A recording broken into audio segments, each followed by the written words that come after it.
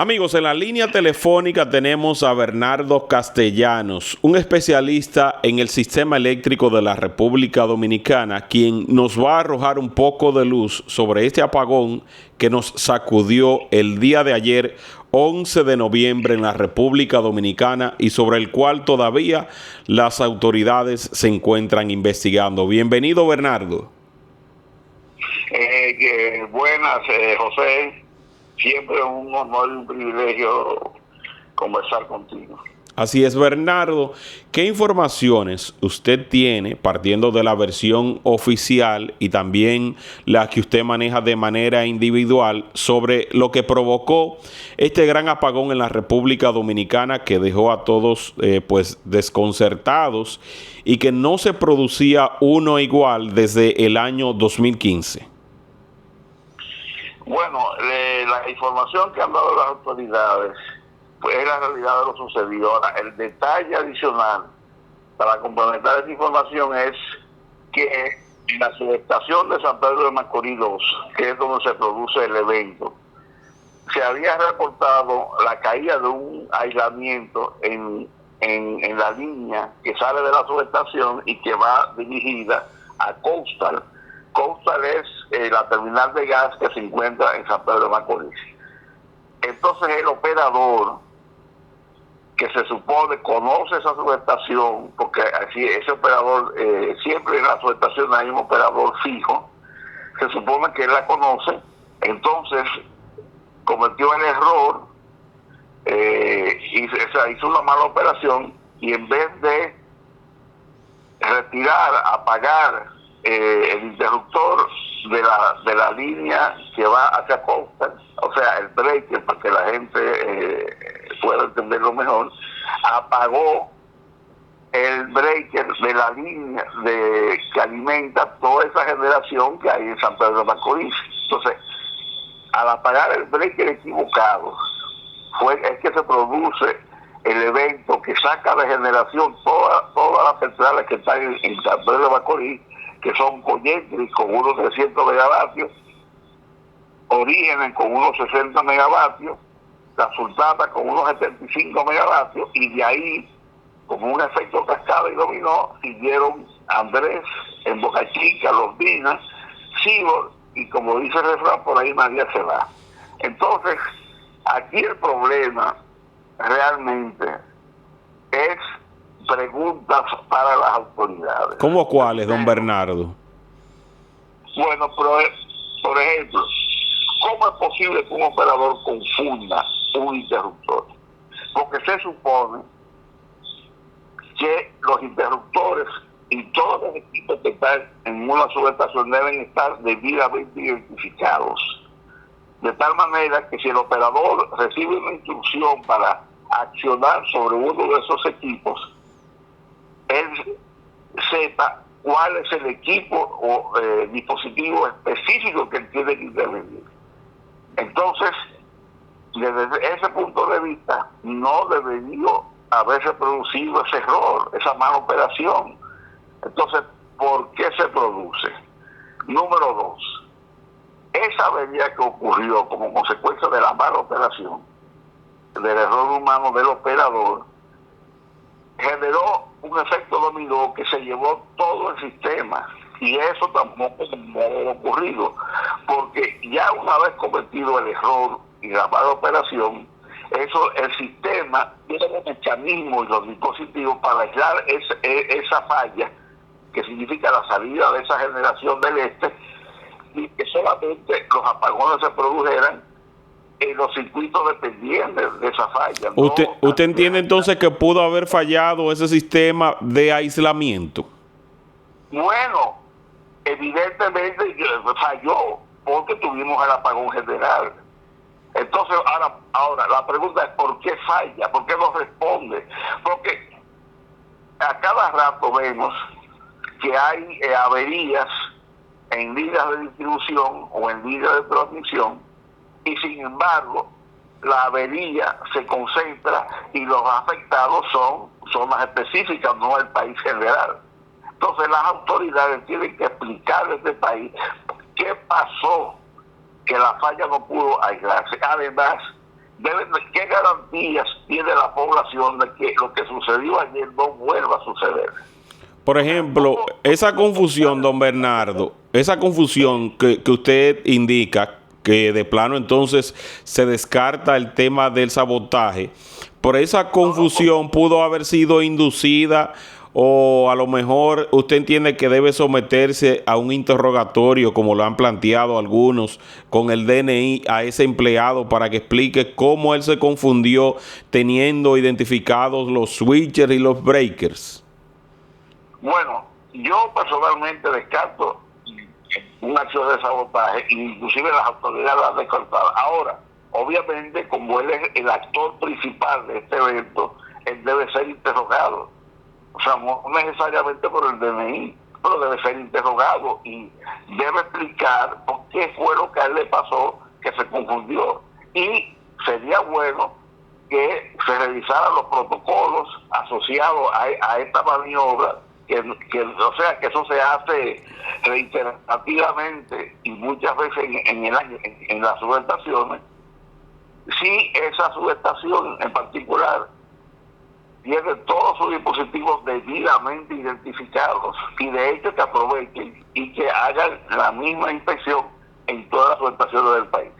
O sea, eso debe hacerse. Ahora, yo descarto que haya habido sabotaje, pero aquí mi parte es que estamos expuestos a que a lo sucedido ayer se vuelva a producir, ya sea porque de nuevo haya una mala operación o hay un error humano, o que produciéndose una avería por las razones que fuera, terminemos en un apagón general que nunca debe producirse si los sistemas de protección del CEDI operan y están calibrados y están instalados debidamente.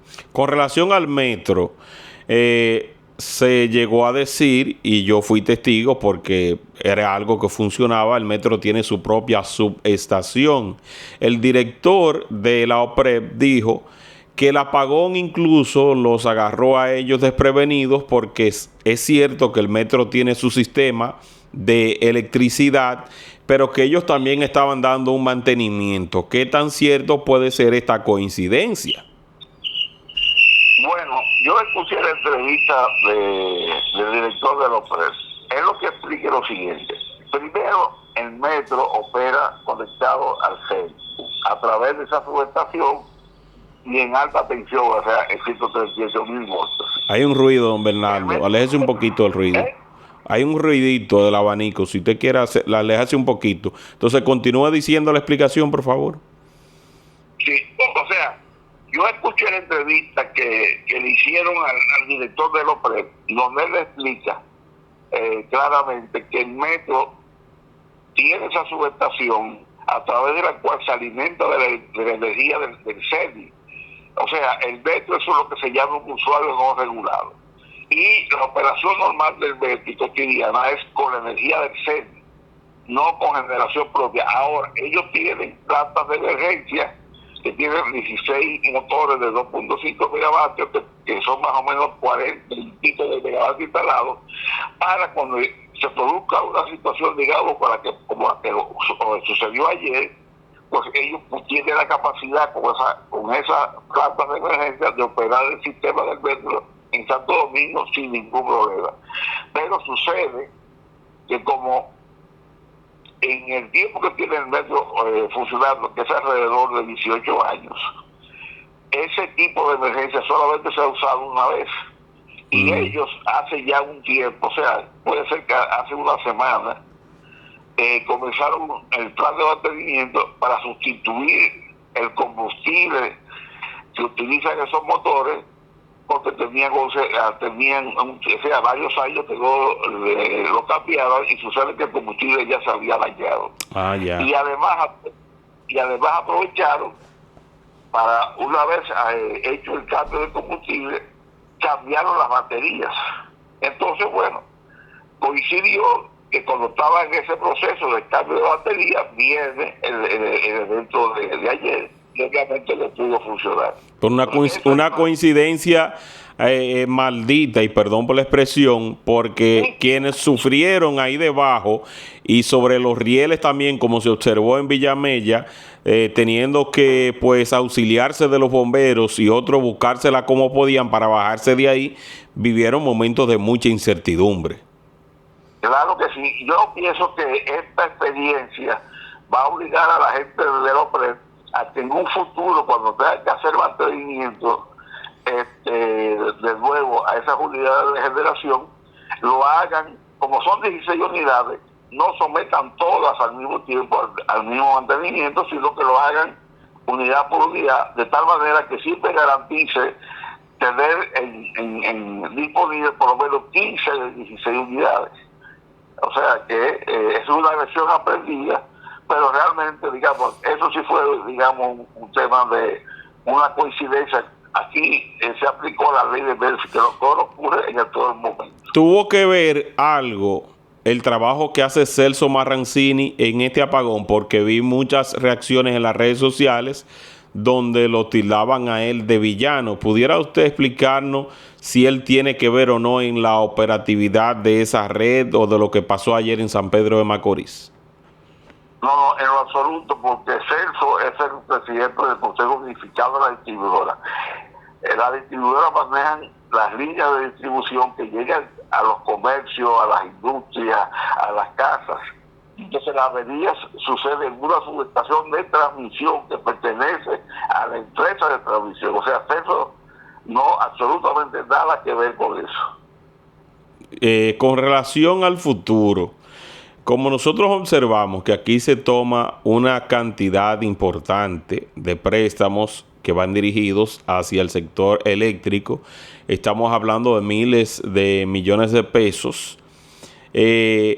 ¿Cuál es el plan de contingencia? Porque sabemos que hay un comité que estudia los fallos, pero ¿cuál es el plan de contingencia y cómo funciona el mismo, dada la inversión que constantemente se dice que se hace en el sector eléctrico? Bueno, lo que pasa es que aquí se cubre del dicho al de hecho, hay un gran trecho. Ellos dicen que invierten, pero en la realidad, cuando tú buscas las estadísticas oficiales, no hay inversión. Porque este año se dijo que se iban a invertir 400 millones de dólares en la distribuidora. Y tú buscas, y este año apenas llegaremos quizás a 200 millones de dólares. Número uno. Número dos, la gran mayoría de esos préstamos que se aprueban en el Congreso y que se dice que es para el sector eléctrico, en realidad no van al sector eléctrico. Cuando tienes un préstamo que dice para reforzamiento institucional del sector eléctrico, para estudios de no sé qué, esos préstamos no van al sector eléctrico, sino que van al presupuesto general de la nación, y los organismos internacionales le aprueban para fortalecer el presupuesto de la nación, pero no se usan en inversiones específicas de reducción de pérdidas ni de confiabilidad del sistema. Solamente los préstamos que tú veas que digan que el objetivo es reducir pérdidas de la distribuidora o instalar subestaciones, eso sí van al sector eléctrico. El otro es la mampara, y terminan en el presupuesto nacional, y en el presupuesto nacional se gastan como se gasta el presupuesto nacional, 90%, 92% en gasto corriente y un 8% en inversión. Inversión general, que no es inversión en el sector eléctrico. O sea que eso es un gran engaño para el pueblo dominicano.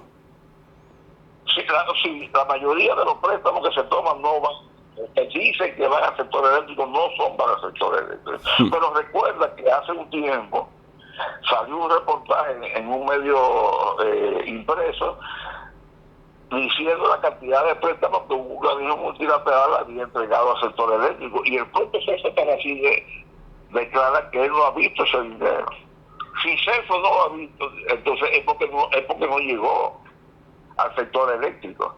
Entonces, tú hablas de plan de contingencia, y yo me pregunto, ¿hay un plan de algo? No de contingencia, ¿cuál es el plan? Porque ¿cuál es el resultado del plan en 5 años? Que todo está peor. porque en 5 años las pérdidas han alcanzado cifras récord históricas desde que aquí se prendió un bombillo a principios del siglo pasado. Porque según las últimas informaciones oficiales, las pérdidas totales de las tres distribuidoras están sobre el 40%. Y el déficit financiero de la distribuidora se proyecta que este año va a superar los 100.000 millones de pesos, que es una cifra también histórica.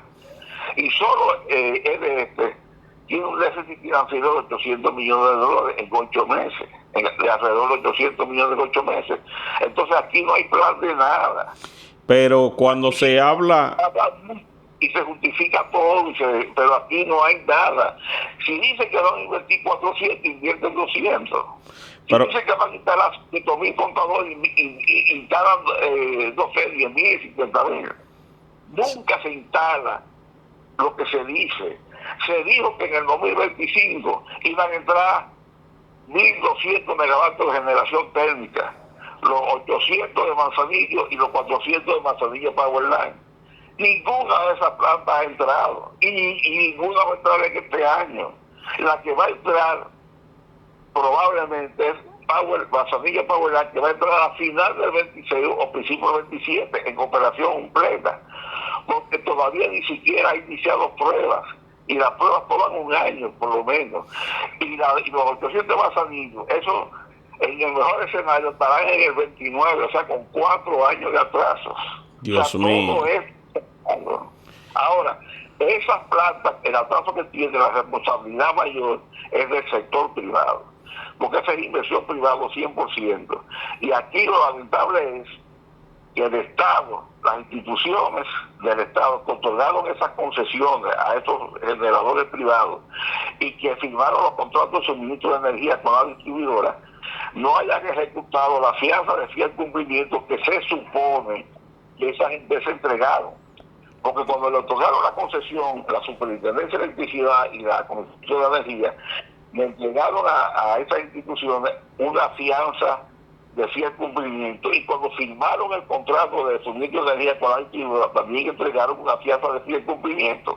Que significa que iban a cumplir con el cronograma de instalación de las plantas. O sea, que en el 25 iban a estar ya generando electricidad, y como no cumplieron, lo que procede es que les ejecuten la fianza. ¿Y dónde está el plan que tiene que ver con la redundancia? Porque cuando, y disculpen mi ignorancia, que soy una persona que no conoce nada del sector eléctrico, sino lo que he visto y he estudiado a través de la prensa, pero cuando, por ejemplo, en los sistemas de redes de comunicación se utiliza la redundancia, que si un sistema se cae por un lado, entra otro por el otro y continúan dándose el servicio de electricidad para que no se detenga. ¿Qué ocurre en la República Dominicana? ¿No hay un sistema de redundancia que pueda seguir operando, como usted dijo al principio de esta conversación, y que eso del sector del este del país, eso que pasó allí, se quede aislado? Bueno, fíjate, la redundancia del sector eléctrico tiene dos componentes, en generación y en transmisión. En generación sería lo que se llama las reservas frías, o sea, tener plantas, tener una capacidad instalada en plantas apagadas que por lo menos sea igual a la capacidad instalada de la planta mayor del sistema. En este caso, como la planta mayor del sistema es Punta Catalina y son 750 megavatios, debemos tener en reserva, o sea, plantas apagadas, o sea, plantas de emergencia, una capacidad de 750 megavatios en varias plantas. ¿Para qué? Para que el día que salga a Punta Catalina las 2 unidades, tú puedas suplir la energía que su Punta Catalina suple. ¿Tenemos reserva fría? No. Entonces no hay redundancia. Lo otro es, en el caso de la línea de transmisión, la redundancia se consigue a través de lo que se llama los anillos. Los anillos son que una línea de transmisión que transporta la energía de un punto a otro no lo hace solamente a través de una línea física, sino que tiene una ruta alterna. Entonces eso permite que si se cae un tramo, si se cae una ruta, sí, entre por otra, utiliza la otra. porque esas líneas alternas son de la misma capacidad. Y eso no Entonces, existe, eso no existe aquí. sí, en transmisión sí hay lo que se llama los anillos. No necesariamente toda la red de transmisión está millada, pero una gran parte está millada. Ahora, el problema que yo describí al principio no tiene que ver con la redundancia de las redes, sino con el problema de los mecanismos de protección que tiene que tener el CENI a nivel de la coordinación de las protecciones que tiene las subestaciones, los generadores, las líneas, para que se produce un evento, por las razones que sea, se aísle ese evento y no contagia y no hace metástasis en todo el sistema. Porque lo que se produjo ayer, que fue, se produjo un desequilibrio entre la oferta y la demanda.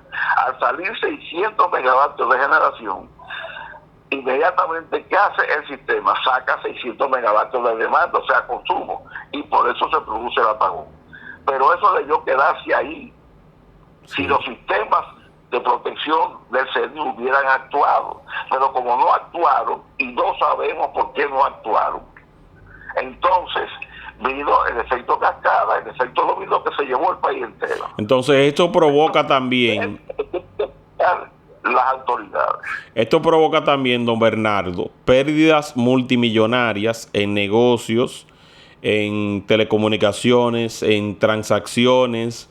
Esto provoca también una mala imagen del país que vive procurando, como yo decía ayer, atraer inversión extranjera. Esto nos sitúa en el mismo lugar donde estaba Puerto Rico hace unos cuantos días. Lo único que el de Puerto Rico duró mucho más tiempo que el de la República Dominicana y del que ocurrió también en España, pero el de España fue vinculado a una sobrecarga por lo que tiene que ver con la electricidad alternativa, con la energía solar y demás. Así es que de verdad esto es algo también que si se fuera a calcular en pérdidas, no se le puede cargar al consumidor, porque de repente ahora con este apagón ahorita se atreve a llegarle una factura desorbitante al consumidor. Bueno, aquí yo creo que es bueno separar los elementos. En términos de pérdidas producidas por el apagón de ayer, yo digo que las pérdidas fueron cero. ¿Por qué? Porque como nosotros somos un país resiliente al desastre eléctrico, aquí todo el mundo tiene o una planta o un inversor o ambos. Entonces aquí la economía no dejó de operar por el apagón. ¿Por qué? Porque entraron los equipos redundantes que tiene cada quien instalado en su negocio y en su casa. Ahora, Puerto Rico sí no es resiliente, ni España es resiliente, porque España ni Puerto Rico han tenido la eterna deficiencia de sectores que tenemos los dominicanos. Como por ejemplo en Puerto Rico, si hay problemas de agua, la gente sufre porque no tiene cisterna. Aquí todo el mundo tiene una cisterna en su casa o tiene un tinaco. Entonces aquí hay mecanismos resilientes, mecanismos de reserva para enfrentar este tipo de contingencia. O sea que desde ese punto de vista, para mí no hubo afectación. Ahora, en términos de imagen al exterior, ahí sí, ahí puede haber un efecto negativo sobre el apagón, pero en términos monetarios, pienso que aquí no hubo ningún impacto negativo en términos económicos, ni a la sociedad, o sea, a la sociedad en conjunto, ni al comercio, ni a los bancos, a nada. Porque aquí todo el mundo está preparado para esta situación. Bueno, me parece interesante su participación, don Bernardo. ¿Hay algo más que usted quiera agregar? Bueno, yo espero que en algún momento, no sé cuándo, este gobierno produzca el punto de inflexión en el sector eléctrico. Porque en estos 5 años la característica es que cada año es peor que el anterior. Y realmente no podemos estar hablando de que suministramos el 99% de la demanda cuando tenemos un hoyo financiero de más de 100,000 millones de pesos y tenemos una pérdida sobre el 40%. Sí. Aquí estamos abocados a una reforma fiscal y el 40% de los recursos que requiere esa reforma fiscal o que busque esa reforma fiscal es el hoyo del sector eléctrico. Entonces, que no se ufanen de que estamos dando más energía que nunca, porque todos los años se daba energía que el año anterior, inclusive en la pandemia. Entonces, eso no es un logro. El logro es que la pérdida está en 12% y que no haya déficit financiero. Sí. Ese es el logro. Y este gobierno lo que ha hecho en estos elementos estadísticos, en esos indicadores estadísticos, cada vez estamos peor. El 25 ha sido el peor año en la historia del sector eléctrico, porque todos los indicadores de eficiencia en términos de pérdida y de transferencia han empeorado, y estamos mucho peor que del 2019, y nos tomará muchos años volver a ver el 2019 si es que se hacen las inversiones que no se están haciendo. Así es. Bueno, lamentablemente. Así que gracias, don Bernardo Castellanos, ex director de EGEID, quien conoce también a fondo y con mucha profesionalidad lo que tiene que ver con el sistema eléctrico. Gracias, don Bernardo. Como siempre, y yo no fui director de EGEID, sino director de proyectos de EGEID. Perdón, director de proyectos de EGEID. Así que gracias, don Bernardo Castellanos. No, siempre es José, compartir contigo y con tu teleaudiencia. Así es, así que gracias, don Bernardo. Ahí está, señores, don Bernardo Castellanos explicando de manera llana todo lo relativo a este apagón que sacudió la República Dominicana. Si todavía usted sigue presentando algunas situaciones, deje en los comentarios si no tiene el servicio de electricidad. Los que viven en San Pedro de Macorís, que ya he escuchado algunas versiones, nos gustaría que dentro de los comentarios nos compartan lo que han escuchado, lo que han investigado, y sobre todo que se animen a suscribirse activando esa campana de las notificaciones para que nos permitan seguir creciendo dentro de esa comunidad. Será hasta una próxima entrega. Bye bye.